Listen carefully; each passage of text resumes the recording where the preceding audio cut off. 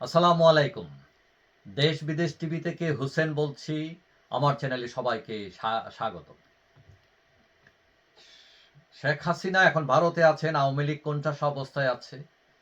এখন আজ সোমবার ২০ জানুয়ারি আমেরিকার নির্বাচিত প্রেসিডেন্ট ডোনাল্ড ট্রাম্প ক্ষমতায় বসবেন, হয়তো কিছুক্ষণের মধ্যেই। কিন্তু ক্ষমতায় বসার আগেই তিনি তার অ্যাক্টিভিটিস শুরু করে দিয়েছেন।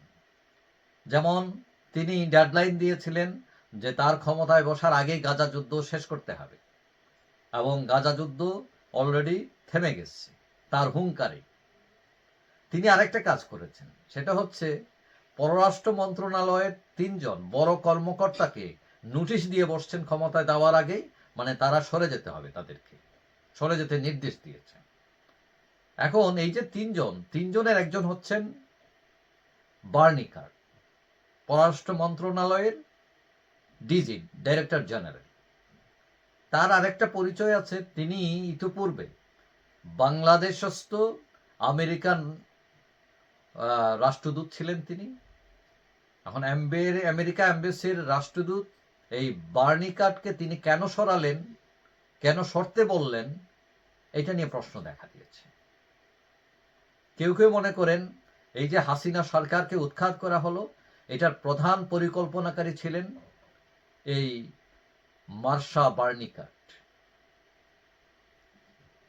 এবং কেউ কেউ মনে করেন যে ট্রাম্পের ধারণা বাংলাদেশের যে বাংলাদেশ নীতি যুক্তরাষ্ট্রের, তার প্রধান পরিকল্পনাকারী ছিলেন এই মার্শা বার্নিকাট, এবং তিনি বাংলাদেশের এই পররাষ্ট্রনীতি, বাংলাদেশ বিষয়ের যে নীতি, সেটা সঠিক ছিল না তার। এবং ঢাকায় থাকতেই তিনি শেখ হাসিনা সরকারের উৎখাতের পরিকল্পনা করেছিলেন বলে আওয়ামী লীগের কেউ কেউ মনে করে। এখন ট্রাম্পের ধারণা যে বার্নিকাটের বাংলাদেশ নীতি ঠিক ছিল না। আবার কেউ কেউ মনে করেন ট্রাম্প এদের জায়গায় তার নিজের পছন্দের লোক বসানোর জন্য এদেরকে শর্তে নোটিশ দিয়েছেন। মানে দুটোই হতে পারে, একটা লোক বসানোর জন্য, আর একটা বাংলাদেশ পলিসি ঠিক না, শেখ হাসিনাকে সরাইছে, এটা ভুল হয়েছে, সুতরাং একে সরাই দাও, এর পলিসি ঠিক থাকে না। তো এখন ট্রাম্প যদি বাংলাদেশ পলিসি ভুল করেছেন, বার্নিকাট সেই উদ্দেশ্যে যদি তাকে এখান থেকে সরে যেতে বলেন, তাহলে বোঝা যাচ্ছে যে ট্রাম্প আওয়ামী লীগের পক্ষে কাজ করতে পারে। এটা আওয়ামী লীগের লোকজনের ধারণা।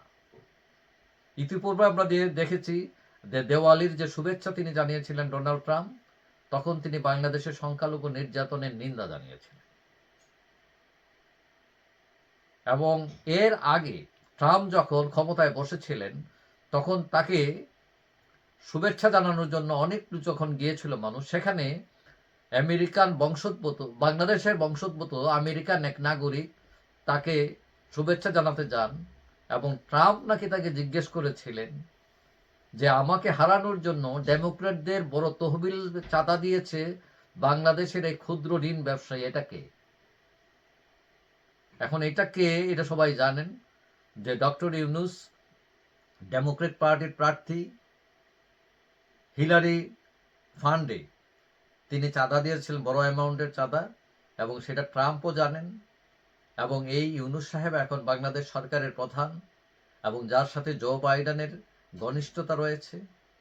এখন ডক্টর ইউনুসের ঘনিষ্ঠতা বাইডেনের সাথে, এখন ট্রাম্পের সাথে তার ঘনিষ্ঠতা হবে কি হবে না, সেটা ভবিষ্যতেই বলে দেবে। তবে আওয়ামী লীগের লোকজন তারা আশা করছে যে ট্রাম্প একটা কিছু করবেন, এবং তারা হয়তো আবার ক্ষমতায় ফিরে আসবে, শেখ হাসিনা ক্ষমতায় ফিরে আসবেন, এই ধরনের স্বপ্ন তারা দেখছে।